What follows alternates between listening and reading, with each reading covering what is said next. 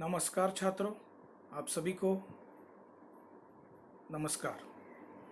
मैं अध्यापक श्री बारहाते जेबी, नूतन English school मातेरेवाड़ी, taluka Dindori, जिला नासिक, इस विद्यालय में कार्यरत हूँ। आज के ऑनलाइन एजुकेशन प्रोग्राम में आप सभी का स्वागत है। आज हम कक्षा 9वीं लोक भारती हिंदी कबीर जो पाठ है उस पाठ का अध्ययन करने वाले हैं। पाठ का नाम कबीर, पाठ की विधा जो है पूरक पठन, पाठ के लेखक जो है वो हजारी प्रसाद द्विवेदी। सबसे पहले हम हजारी प्रसाद द्विवेदी जो लेखक है उनका परिचय जान लेते हैं।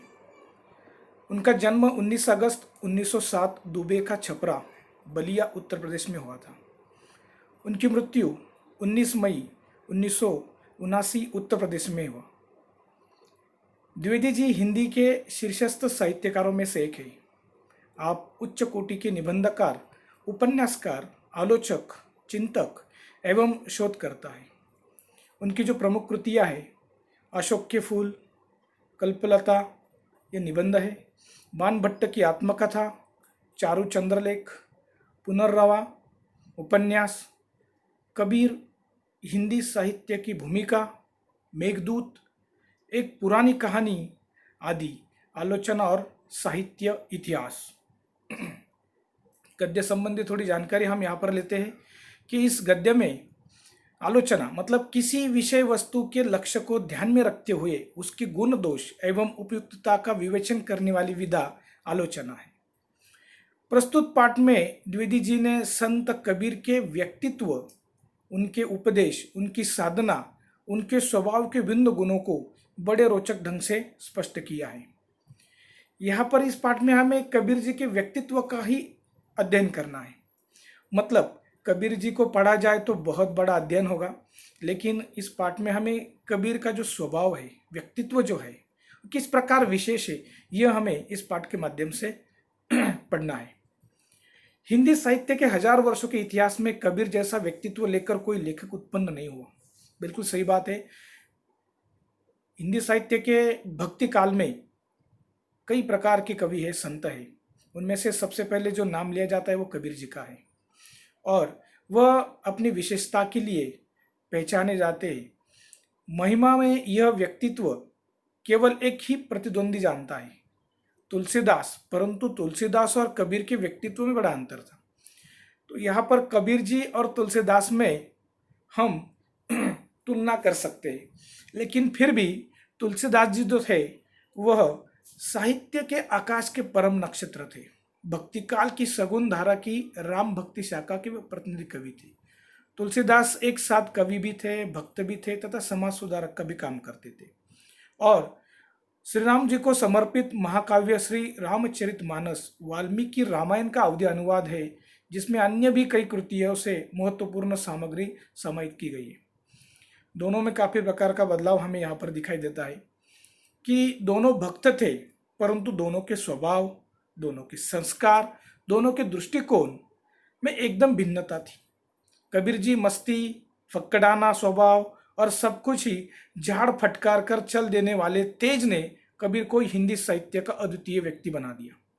उनके स्वभाव में मस्ती, फक्कड़ाना स्वभाव था और आने वाले व्यक्ति को या अपने साहित्य में, अपने दोहों में जो कुछ प्रबोधन का काम करते थे वो झाड़ फटकार कर चल देने वाली बात करते थे। इसी तेज के कारण, इसी बर्ताव के कारण, इसी व्यवहार के कारण कबीर जी का व्यक्तित्व विशेष हो गया। उनकी वाणी में सब कुछ को पाकर उनका सर्वजयी व्यक्तित्व विराजता रहता है। मतलब उनकी जो वाणी है उस वाणी में अंतर्भाव जो है, सभी प्रकार का अंतर्भाव है, सभी प्रकार के साहित्य के जो रस है उनका अंतर्भाव है। इसीलिए वह वाणी जो है वह सर्वजयी कहा गई है। उसी ने कबीर की वाणी में अनन्य साधारण जीवन रस भर दिया है। कबीर की वाणी का अनुकरण नहीं हो सकता। अनुकरण करने की सभी चेष्टाएं व्यर्थ सिद्ध हुई है। यहाँ पर कबीर की जो भाषा है, कबीर की जो वाणी है, कबीर का जो साहित्य है, उसका अनुकरण करना एक चेष्टा मात्र रह गई है। कई लोगों ने अनुकरण करने का प्रयास किया, लेकिन उन्हीं की तरह विशेषता प्राप्त करने की जो क्षमता है वह अन्य किसी कवि में हमें दिखाई नहीं देती। कबीरदास की वाणी वह लता है जो योग के क्षेत्र में भक्ति का बीज पड़ने से अंकुरित हुई थी। उन दिनों उत्तर के हठयोगियों और दक्षिण के भक्तों में मौलिक अंतर था।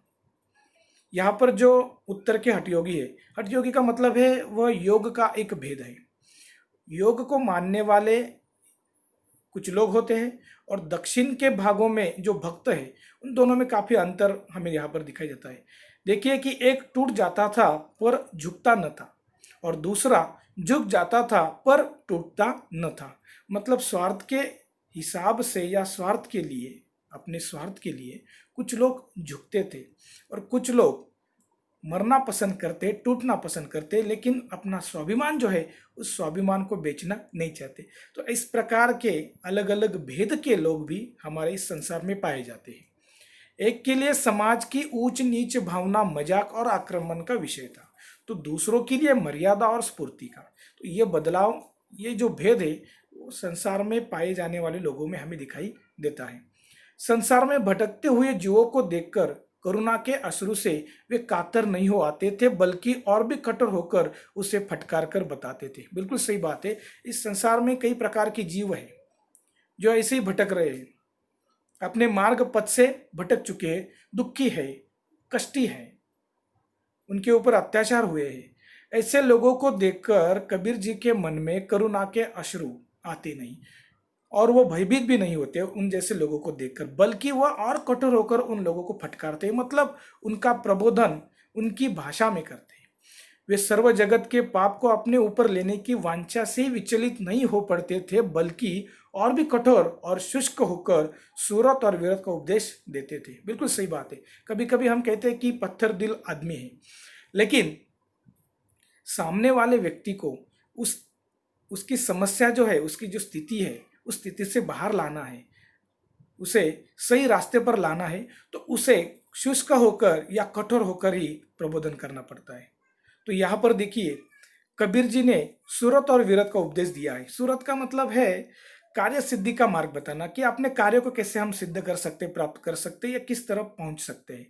वीरत का मतलब है कि इस मार्ग में आपके अंदर त्याग की भावना भी होनी चाहिए। संसार में भ्रमने वालों पर दया कैसी, मुक्ति के मार्ग में अग्रसर होने वालों को आराम कहा, कर्म की रेख पर मेघ न मार सका तो संत कैसा। बिल्कुल सही बात है। मुक्ति के मार्ग पर चलने वाले जो लोग हैं, जैसे कि संत है, साधु है, लेखक है, कई प्रकार के जो योगी है, त्यागी है, वो लोग, उन्हें आराम कहा। वह हर दम, हर वक्त, हर क्षण काम करते रहते। इसलिए कहा गया है कि कर्म की रेख पर मेघ न मार सका तो संत कैसा। अपने कर्म जो है वह संत को करने ही पड़ते हैं, अविरत करने पड़ते हैं, रुकना नहीं। हर क्षण, हर पल उस काम को हमें करना है। यहाँ पर कबीर जी ने मनुष्य के लिए एक सुंदर दोहा प्रस्तुत किया है कि मुक्ति पाने के लिए हमें किस प्रकार अपना व्यवहार जो है वह करना चाहिए। ज्ञान का गेंद कर, सुरत का डंक कर, खेल चौगान मैदान माही, जगत का भरमना छोड़ दे बालके, आय जा भेस भगवंत पाही। जीवन संसार के मार्ग पर भटके लोगों को समझाते हुए कबीर जी कहते हैं कि है मनुष्य, यह जीवन माया का भरमाने वाला मार्ग छोड़ दे, जिसकी वजह से तू जीवन के मूल उद्देश्य मतलब मोक्ष प्राप्ति से भटक रहा है। यदि तुम्हें ईश्वर को, मोक्ष को पाना है तो जीवन रूपी खेल के मैदान में तुझे ज्ञान की गेंद और ध्यान, ध्यान का मतलब यहाँ पर मनन, आत्मचिंतन का डंका बनाकर बुरे विकारों पर जीत हासिल करनी होगी, जिससे तुम ईश्वर को करीब पाओगे। बिल्कुल सही बात है कि मुक्ति पाने के लिए हमें हमारे अंदर जो विकार है उन्हें समाप्त करने होगा, नष्ट करना होगा, और ज्ञान को प्राप्त कर मुक्ति के लिए हमें आगे बढ़ना है। अखंडता कबीर दास का सर्वप्रधान गुण नहीं है, ये भी कबीर जी का अन्य गुण है।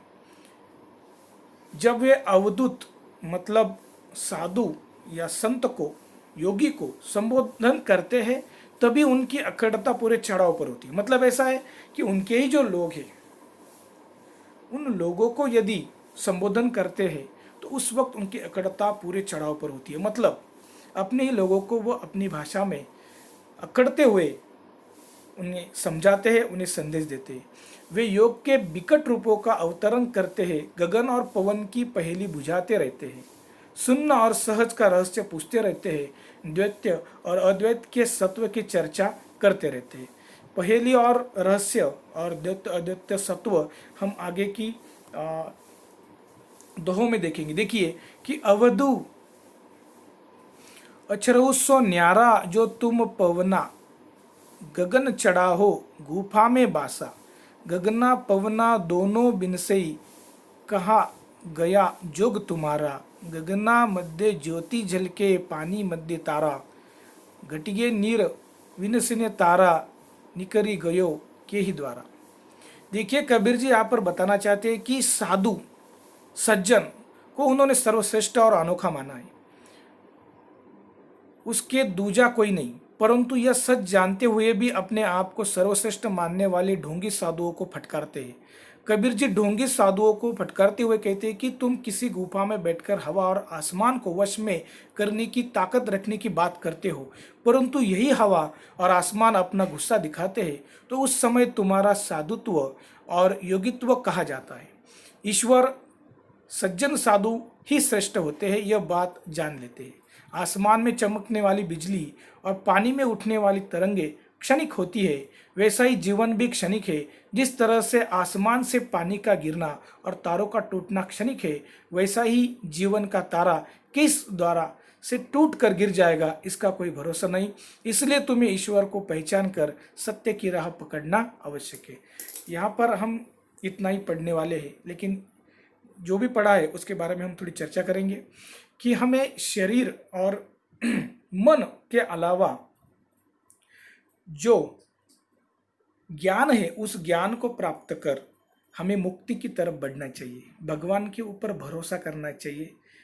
भगवान के तरह जो कर्म इन साधु संतों ने हमें बताया है उस मार्ग पर चलकर वह कर्म हमें पूरे करने हैं और मुक्ति की राह पर हमें आगे बढ़ना चाहिए। आज के लिए बस इतना ही। धन्यवाद।